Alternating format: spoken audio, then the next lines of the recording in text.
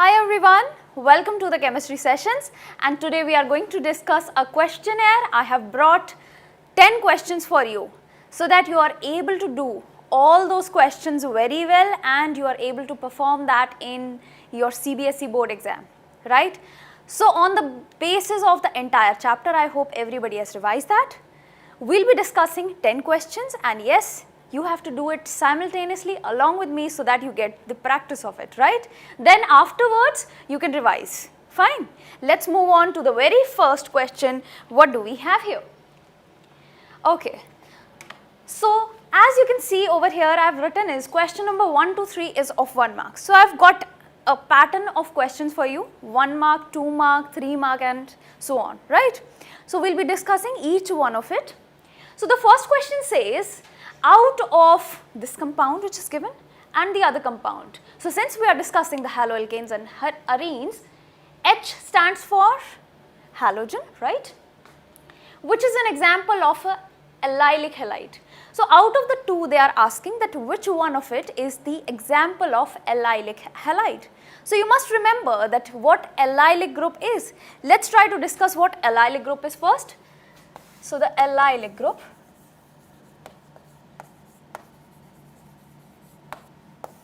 So, what is it basically?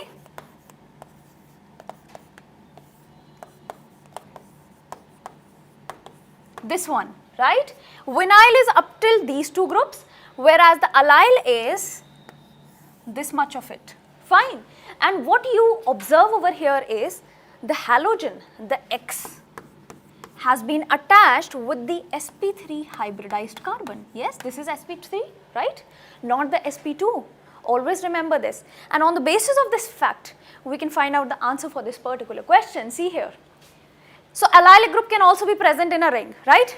It hardly matters whether it is a ring or it's an open chain. Fine. So, what is it over here? So, you can see here, this is the sp2 hybridized carbon to which the halogen has been directly attached, and it does not refer to any allylic group. This is not the allylic group. If the X would have been here, then I would have considered that as an allylic group. And here what do you see? C, C. So, double bond and the corresponding C, the consecutive C has got the halogen attached, and that too is an sp3 hybridized carbon, right? C, double bond C, a carbon which is sp3 hybridized, and then finally the halogen. Clear? So, I hope everybody has got it, and yes, we have got the answer is this.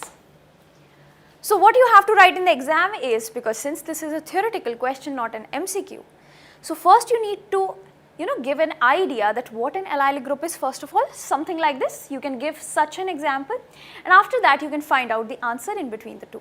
Clear? Let us move on further.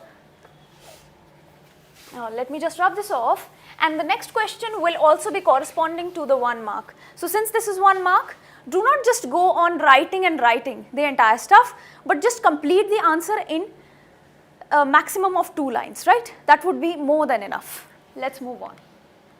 So, I have got this right, the IUPAC name of. So, in 1 mark or 2 mark questions, these questions kind of IUPAC names are very, very common, right? And yes, they are typical also. They are not that easy. So, let us try to find out the IUPAC name of this particular compound, also a haloalkane, right? So, what do you see over here is, what are the main things? Let us consider.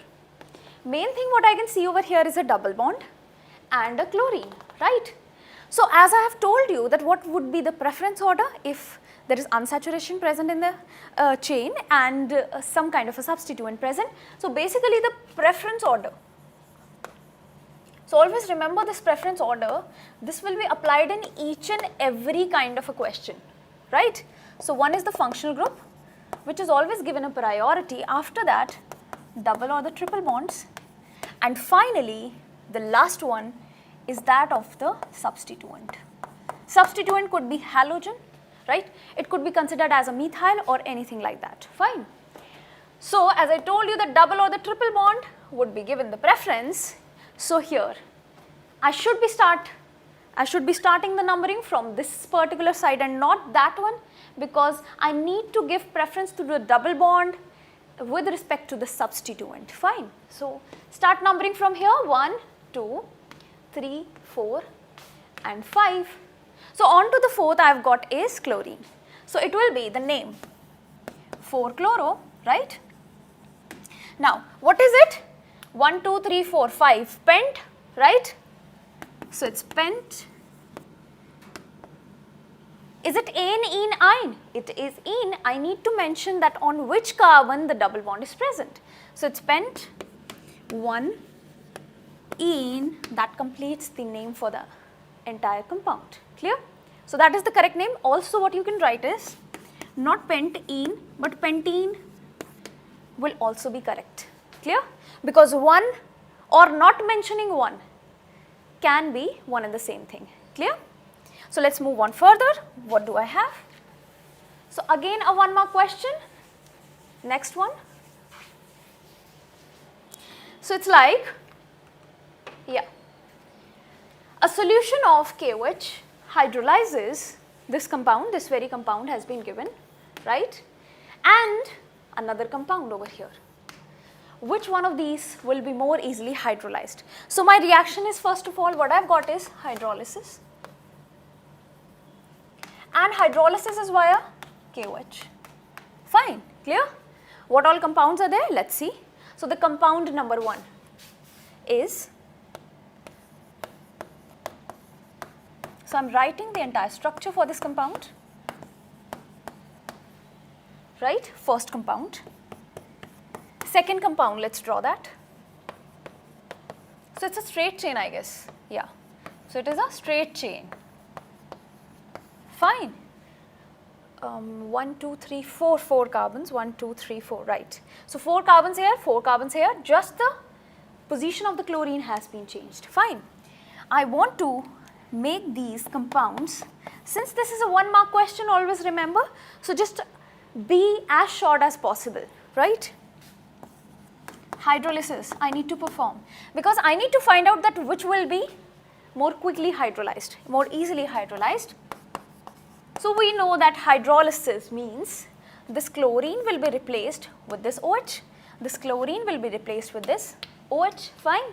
And the kind of mechanism which it follows is, write this down, it's important, SN1 mechanism is followed in this process, right? And SN1, we all know, first the carbocation is formed and then finally there will be the attachment of the nucleophile. So it is basically carbocation formation.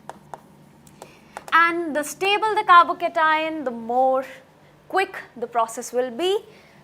We know that the stability order for the carbocation is 3, 2, 1.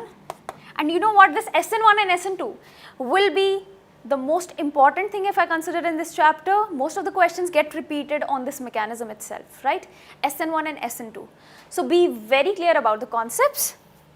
So since I need to make a carbocation first of all, so I removed the chlorine, made a carbocation. Remove the chlorine, made a carbocation. So which carbocation is more stable? This is primary carbocation because a carbon attached with another carbon, right? A carbon attached with 2 carbons, secondary carbocation. So this is more stable, this will be very easily formed, and yes, since this is very easily formed, I can get the product more quickly as compared to the second one. Fine. So now OH will be attached here. Clear about the fact? Fine. So that completes the entire question. Yes, I am not providing you proper theoretical notes over here. You have to form the entire lines and the reasoning, right? I have given you the reasoning. You have to understand it, how you have to write it in the exam, right? So yes, anyways, I am not going to spoon feed you because we have discussed these concepts in so much of detail, right? So the next question is question number 4 to 6. So I have written is 2 marks question. Now comes up 2 marks, more theory, more explanation will be required. So draw the structure of the major monohalo product in each of the following reactions. And you know what? If such kind of reactions come up in more marks, it's a jackpot for you. So basically you do not have to go to the entire theoretical explanation because it's not a reasoning question. Just try to form the product and you will be getting marks quickly, right? So what you have to do is you have to just judge what kind of a reaction this is, right? What kind of a reagent is it? Thionyl chloride, right? So remember the reaction, it's the Darzin's reaction. So that is, so as I told you that always remember the kind of name reaction, Darzin's reaction this is. And in Darzin's reaction always there is removal of this OH replaced by a Cl, right? And why this reaction is considered to be very good? Because the byproducts obtained are gases, right? So those are gases and we can get a very pure product, a very pure chloro product obtained. So also in the case of rings also, this reaction goes in the same way, fine. So don't get confused while seeing the ring, and what we have done in the sessions is somewhat related to the open chain structure, that hardly matters. What will matter is if this ring gets converted into an aromatic one, then it will matter, otherwise not. So there will be a similar procedure. This OH gets replaced by Cl, and what do I get is, the major one is this. Along with, don't forget to write the byproducts if you want full marks, right? So it's SO2, as gas which is produced, HCl, as gas which is produced, clear? Next point. So next is, yeah, this the reaction is where you can see a double bond here, HBr. So as soon as you see the HBr present, Markovnikov or anti-Markovnikov. So just look upon the arrow, what do I have is peroxide. So definitely it is going to be anti-Markovnikovs. And what is the mechanism of anti-Markovnikov? I am not dealing with the entire mechanism over here. In anti-Markovnikov, basically there is free radical mechanism, yes. So since this is free radical mechanism, which is the very stable most free radical which is formed is, this will be formed, right? So basically there is a homolytic fission first of all, both of the free radicals will be present, fine. Also there will be a free radical production over here as well. Now the bromine free radical, where should it get attached? It should get attached to that side upon which after the attachment there will be a very stable free radical formed. So stable free radical, so free radical, tertiary is the most stable, secondary and then primary. A similar kind of order followed by that of the carbocations as well. So what will get formed? This bromine get attached here, so that I get a very stable free radical. Stable free radical. And what is the stable free radical basically? A carbon attached with two carbons, right? And what is it? It's a secondary free radical, and thereby this hydrogen will get attached here. So the final product, what I obtain here is C. So it's like this, ring as it is will be there.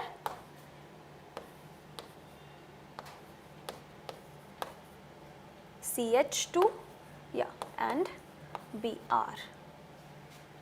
Clear? So that is the entire answer for this question. I hope everybody is clear with it. So these were very, very simple ones. Let's move on further. So what are you observing over here? SN1, SN2 to be the most important. First, the name reaction should be very well learned by you, right? Mugged up by you, whatever it is. If you want to understand them, understand, or if you want to mug it up, that's your wish, right? Fifth question, again a 2-mark question. Write the mechanism of the following reaction. So now it has been asked for the mechanism. In the earlier question, they wanted just the products, right? So do not go into the detail.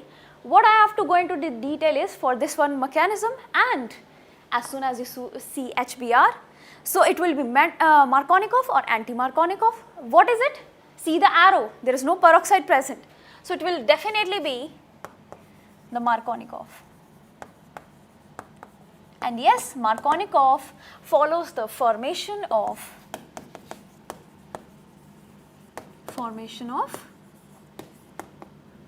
carbocation, right? Clear? So it's a very, very simple one. A typical one is the anti-Markovnikov. It has been, if it has been asked in the examination, but whereas the Markovnikov is comparatively easier. I just need to form the carbocation. Let's form the carbocation then. This is the reactant which I need to take, fine. Now what is it? HBr, we know that it gets dissociated into H++ Br negative, fine. What happens next? Now here there will be the attack of Br negative, fine. But before the attack of Br negative, because it is the final product that we have to get, what I need to have is the generation of carbocation. First step, generation of carbocation. I hope everybody is doing along with me, right? Carbocation. So what do I have to do is, you see the lone pairs, H plus get attracted, right? CH3, CH2, positive, because now H has taken up the lone pairs of the oxygen, fine. We are going into a detail of it, right? So just pay attention. Now what will happen is, this water removal, yes, it will be a very stable molecule if I remove a water from here. So it takes up, the oxygen takes up the electrons from this bond and water gets removed, finally I get a carbocation. And what kind of a carbocation is it? Carbon attached with one carbon, it's a primary carbocation. Final step. So final step is the attack of the nucleophile, CH3. So what a better way of writing is, second point, write point wise, that what all steps are you mentioning, right? So it will be a, a boost for the examiner actually to check these questions, right? He'll be able to check it very, very quickly and you will be getting full marks, right? So it's attack of nucleophile final, attack of nucleophile to the carbocation, CH3, CH2 positive was the carbocation along with Br negative, CH3, CH2, Br, fine. This is what I wanted along with the water molecule which we have formed as a byproduct over here. And that completes the mechanism. Clear? Let's move further. So that was a very typical question because they have asked the entire mechanism. So here also there is one thing, that whenever the mechanisms are asked, they will not be that typical which they will ask. They will be a very short ones and a quick ones, right? So always have a good practice of the mechanisms what all we have discussed, fine. Let's move further here. Which alkyl halide, again a 2-mark question. Which alkyl halide from the following pair would you expect to react more rapidly by an SN2 mechanism now, right? And why? So they are not asking about the mechanism anyway, right? What they are asking is, I just need to pick one out of the two which will be performing more fast SN2 reaction, right? So in SN2 always remember, in SN1 the main thing was the carbocation formation. In SN1 it's just the steric hindrance that we have to see, right? And more steric hindrance will be found in tertiary carbocation. See here like this. Not tertiary carbocation because carbocation is not formed anyway in this mechanism, but tertiary carbon. If there is a compound something like this, it's tertiary, right? So basically there will be so much of bulkiness that there will be steric hindrance. Why steric hindrance is always considered in SN2? Because the nucleophile has to come up from backside to attack, right? So a backside attack should be less hindered, should be having less of steric repulsions, right? So for SN2, what we consider is, we consider primary carbon to be the most reactive because it has got least steric hindrance, followed by secondary, and finally the tertiary having the least reactivity towards SN2. Clear? I have revised the entire concept over here. Let's move on to see the options. So we all know that this halogen will be removed and let's say some OH negative as a nucleophile will be attacking from the backside. So what does this nucleophile observe in the first option? Whenever it tries to attack from the backside, see here what kind of a carbon is this? It's a secondary one, right? So there will be a little steric hindrances due to these bulkiness. Fine. But if I try to remove this bromine, and yes, this OH negative has to come and attack. So there is less steric hindrance in this case because this is primary carbon, right? And also there are no as such bulky groups present here and there, right? They are not lying here and there, but it is just a straight simple chain, right? So here there will be least steric hindrance, and least steric hindrance means good of SN2 mechanism, right? So that means I have got this option correct, and you know the reason why. We had to write the reason why as well, clear? So you can just, give an entire explanation of the SN2 mechanism so that they get, yes, you know the answer very well. Fine, the next thing, racemization occurs in SN1 reactions and why? So it's a very interesting question, why the racemization occurs? So basically, see what happens here is, SN1, formation of carbocation,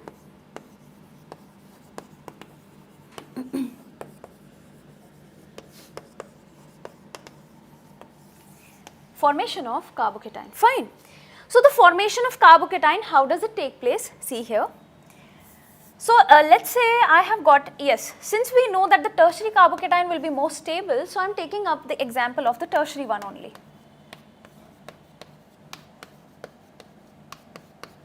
Fine, X can be any halogen. Now I need is the nucleophile. So first what happens is removal of the halogen, formation of a carbocation. Now this carbocation which will be formed is sp2 hybridized, right? Always remember the hybridization.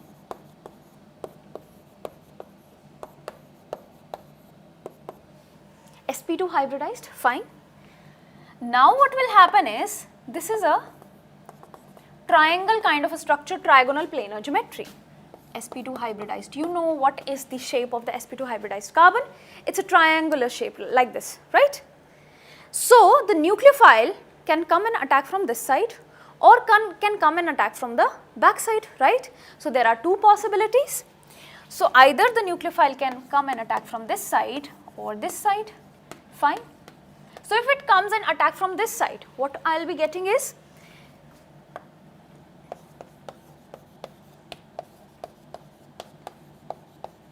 this form. If the nucleophile tries to attack and come from the back side, what kind of a product is formed? This, yes. What are these? Enantiomers. You must have done this in the stereochemistry. So SN1 always accompanied with stereochemistry is the most important thing which you have to remember. So these are what?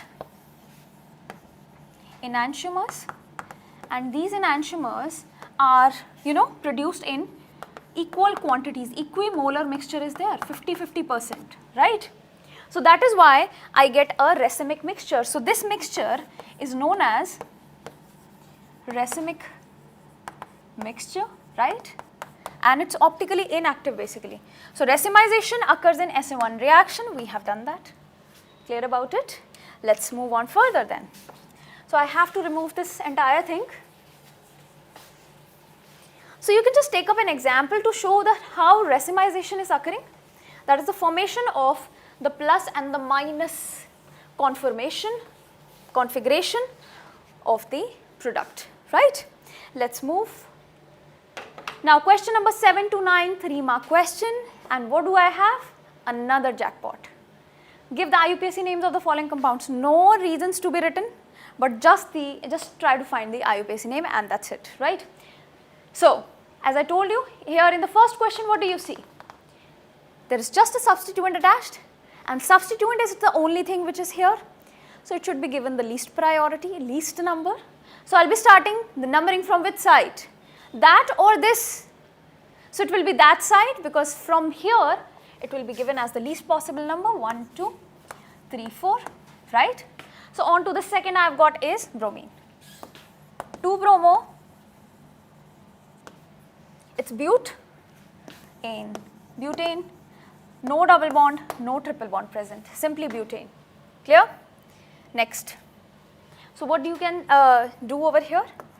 Try to mark these substituents, 1, 2, 3, 4, 5, 6. So 1, 3, on to the 1, 3 I have got 2-bromine, so dibromo, and what? It's the benzene, fine. So very easy. I guess everybody is able to do that. And yes, in the case of ortho, meta, para, you can also write the answer. Not a big deal. Now, here a double bond and a substituent. Be careful, this is not a carbon but a substituent, chlorine it is, right? So, double bond should be given preference. A similar kind we have discussed already. 1, 2, 3, fine, that's it. Chlorine has not to be numbered. So, what? 3-chloro, and it's 1, 2, 3 prop, 1-ene.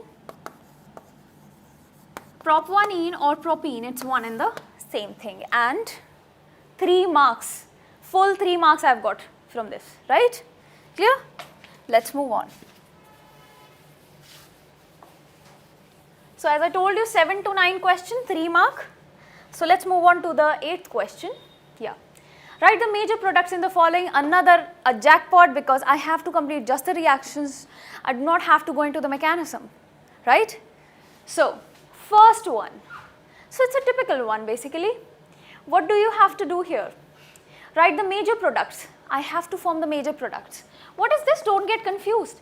It's just the bromination basically in the presence of UV light, right? So, as I told you that bromination, whenever we have to do a bromination for an aromatic kind of a thing, right? So, there will be side chain halogenation, right? If we try to carry out the Friedel-Crafts, right?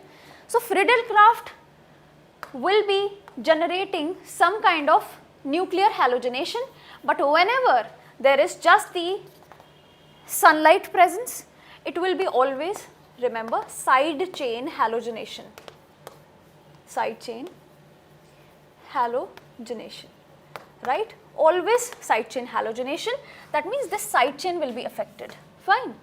And they are asking about the major product, fine. So, we know that side chain halogenation is free radical mechanism. If you know the mechanism, right, you can find out what the major product will be. So, which free radical is the most stable, secondary or primary?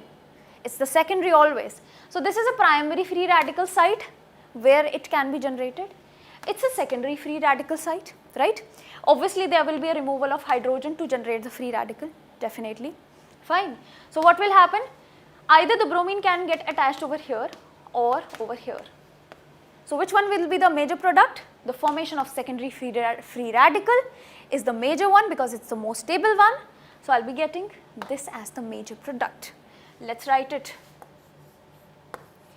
So, you must be thinking, some of you might be thinking that yes, there must be any kind of an influence by this NO2 group present. NO2 basically is a withdrawing group, right? And it is not affecting as such to this side chain basically, right? What it can affect is the formation of a free radical, right? Formation of the direct free radical onto this CH2. If the free radical is formed over here, right, it can also get involved in the resonance also because NO2 is withdrawing. It is attracting the things over here, fine. So, one more possibility I have found out, that presence of NO2 can be favorable for this secondary free radical. It will be more stable because they will be involved in the resonance also, clear? So, two possibilities I have got. By both of the possibilities, I am getting this as the major product, yes? So, we have got the answer. This is the major one. This is also a possibility to get formed, fine. Let's move further. What do I have? Okay, let me just remove this, yeah. So, what do you see over here? 2 moles of a compound and it's basically isopropyl, yeah. It's an isopropyl, right? Isopropyl group and Na dry ether. Can you recognize this reaction? It's the Woods reaction, right? So, it is the Woods reaction, as I was telling you that always remember the name reactions. So, another reaction has come up, Woods reaction, and yes, by this Woods reaction what you have to do is just join the 2 molecules, remove this chlorine, right? So, 2 moles they already have given, right? Let's try to perform the reaction. So, I can write this reaction in this manner, Cl, fine, plus 2Na plus Cl Clear? Can you remove this out? Minus 2 NaCl? Yes. And you finally get the two products joined, right? So you get is this.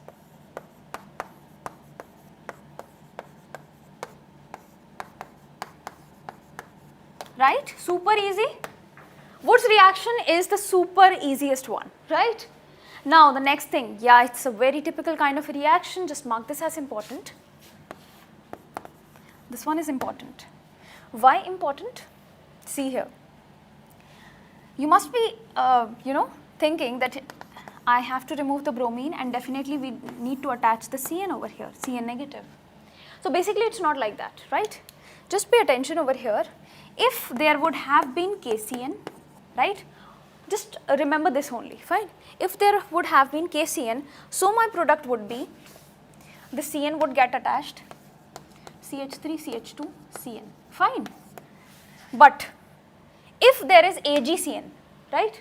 So this KCN is basically an ionic compound, right? Due to which we are forming this nitrile. But if AgCN comes up, this AgCN is basically covalent compound. So covalent does not break into ions. So CN negative will not come out. What come out is this nitrogen will be having the lone pairs and it will try to attack on this carbocation basically, right? So it will flip. The CN negative will not be there, but N will be bonding directly. Clear about it? So what will happen is, since N will be directly bonding to it, like this, so CH3, CH2, NC will be formed, NC, not CN, right? So whenever there is Ag related compound, let's say there is also a possibility for AgNO2 also and KNO2. So in KNO2 again there will be simple attachments, but if AgNO2 comes up, it's again a covalent compound, right? So all the scenario changes, it reverses, fine? Clear? So one is ionic compound, one is covalent. If it is ionic, it will definitely give CN negative, which will directly get attached. If it is a covalent, CN will not come out, N will be acting as a donor here. So it will flip. We will get NC. Clear? So that was important, mark this as important. Let's move on further. 8th question, we are done with it. The 9th one now.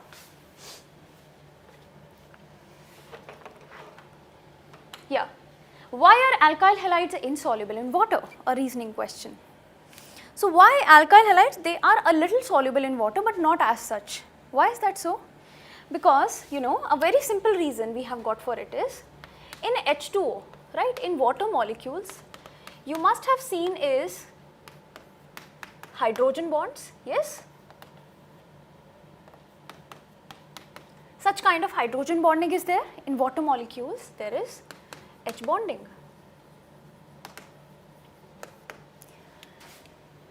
But whereas if I talk about the alkyl halides, let's say Rx only, fine, I am taking a general formula. In alkyl halides, due to the generation of polarity, there will be dipole-dipole interactions. Fine. Now, due to these dipole-dipole interactions are always weaker than what we have in hydrogen bonding. So these interactions will not be able to break the forces of the hydrogen bond, and thereby the resultant bonding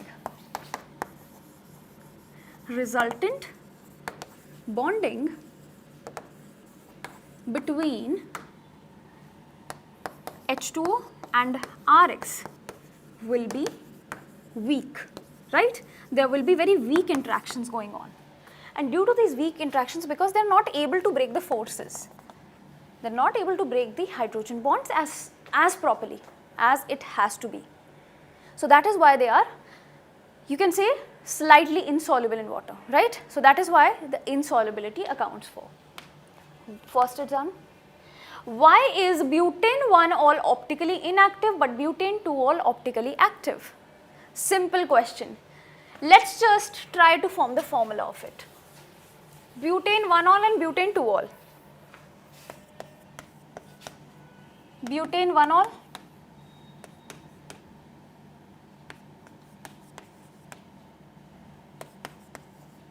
Yes, this is butane 1-ol, fine. Now butane 2-ol.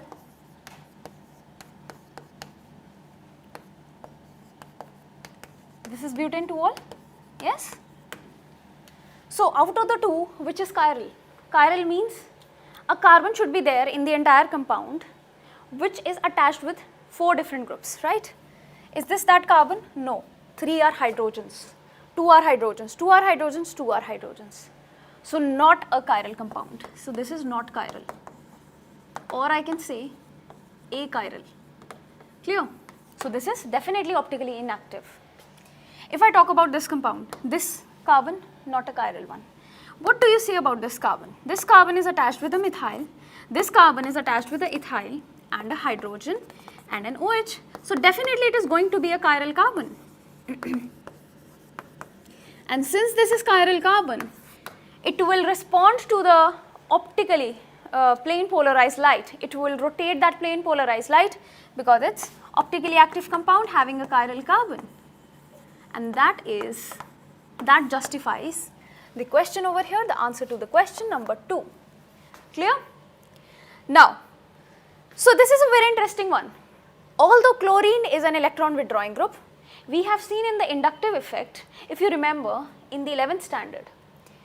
So chlorine we always include in the minus I effect, fine. Yet it is orthopara directing in electrophilic aromatic substitutions. So what kind of a reaction they are talking about?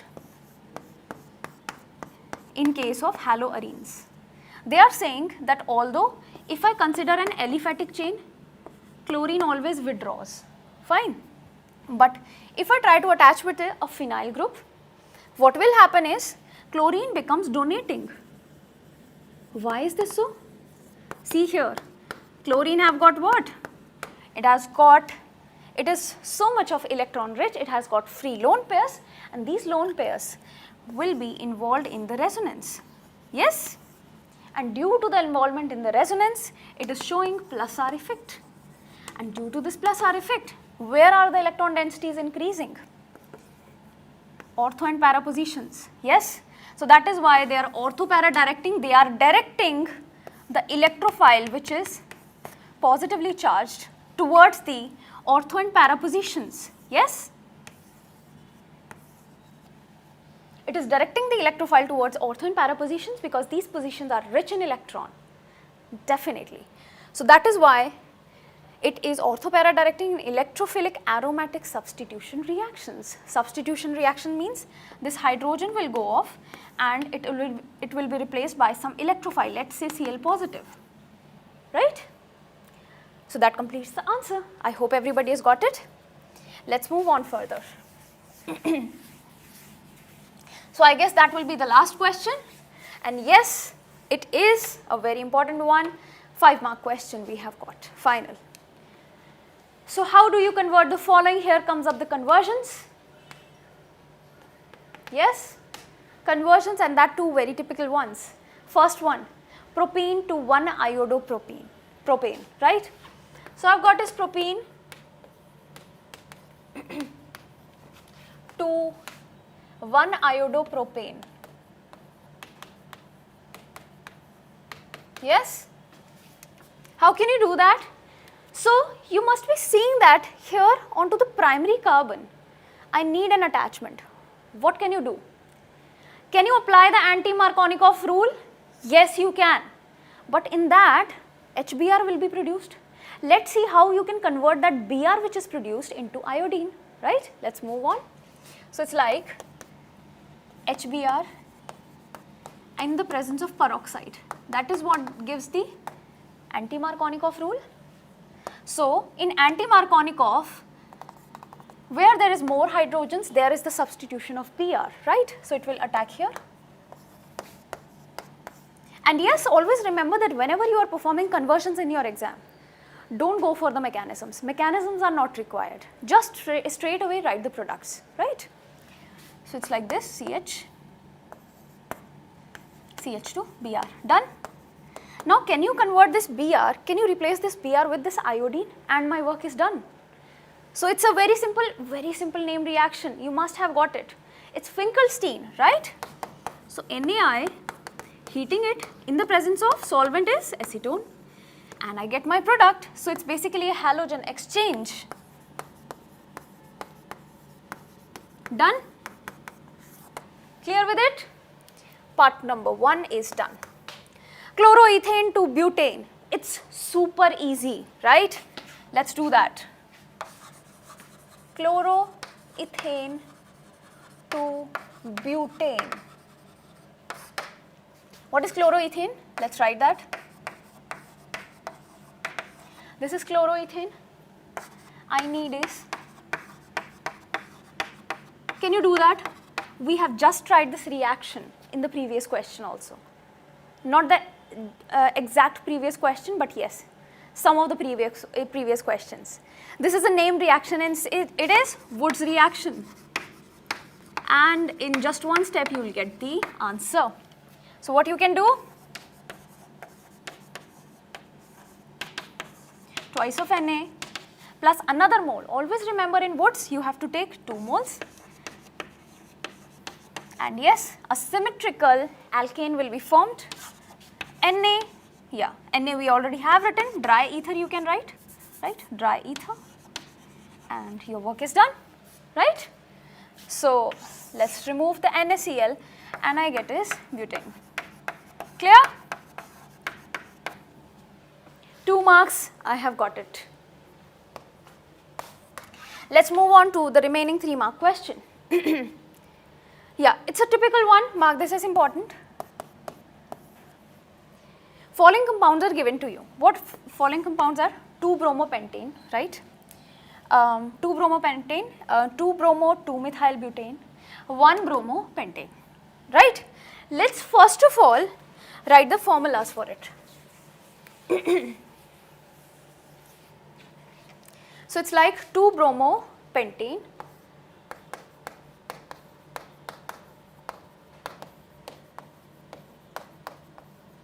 so this is 2-bromopentane, 1-bromopentane is also there.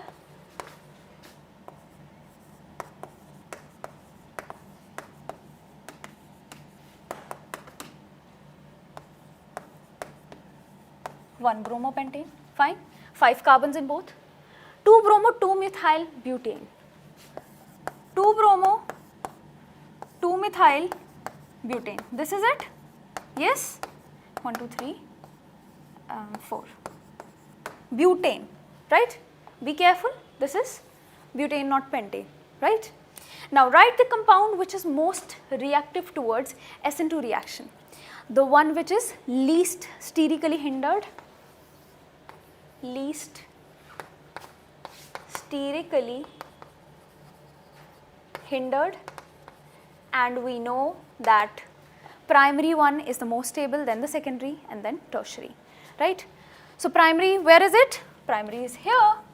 So this is the compound which is most reactive. So this is primary carbon. This was secondary. It has got a steric hindrance, and this has got so much of steric hindrance if you see, right? So this is not applicable for SN2 in fact, right? So this is the answer here. What is the answer? It's 1-bromopentane, this one, fine. Let's move on further. Write the compound which is optically active. Let's see the chiral carbon. It's very easy. So do you see any chiral carbon over here? Yes, I can see it very well. This carbon is attached with all the 4 different groups. It's a chiral carbon. So that is, it is optically active. This one is or not? No, it is not. So if you check any of the carbons, none of them is chiral. Here, if you are thinking that this one is chiral, is it? See here, this carbon is attached with 2 methyls already, not chiral.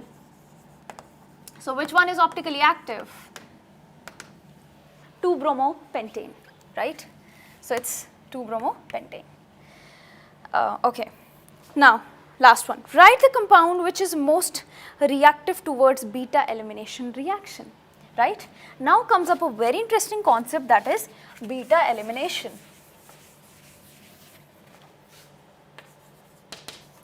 And we know in beta elimination, we go by the Saitzef rule. Yes? And Saitzef rule says what? Highly substituted alkene should be the major. It favors highly substituted alkene to be the major one, right? Highly substituted means again it must be having so much of groups attached to it, right? So basically, okay, Saitzef, right? Okay. Yeah. So beta elimination, what kind of a compound we need to have is KOH, and that too alcoholic. We want to heat the reaction and I get my product. Let's see all the three compounds here, which one will give the most substituted alkene. So here, see, if I remove this bromine, this double bond will be here, right, or this side. So there will be, if this double bond is here, so one group attached, two groups attached, fine. If I remove this bromine, double bond will be here, just a single bigger group attached. If you see here, this is removed, a double bond here, so much of substitutions you see, right? Highly substituted means it should have so much of substitutions and least number of hydrogen atoms, right? So highly substituted alkene having least number of H atoms about the double bond, right? And this condition is satisfied by none other than 2-bromo, 2-methyl butane, which is the highly substituted, the tertiary one, right? Clear about it? So that completes. So out of this, you know, this part was the most important one, a typical one. Clear? So I hope everybody is clear with it. And yes, now we are through with the entire questionnaire round. I hope everybody has got each and every question. Just go out and revise each and every question once again. If you've got any doubt, you can always reach out to me, right? So just practice this once more, and yes, again pick up some more questions so that you are able to grab this chapter in a very proper manner. Have a nice day.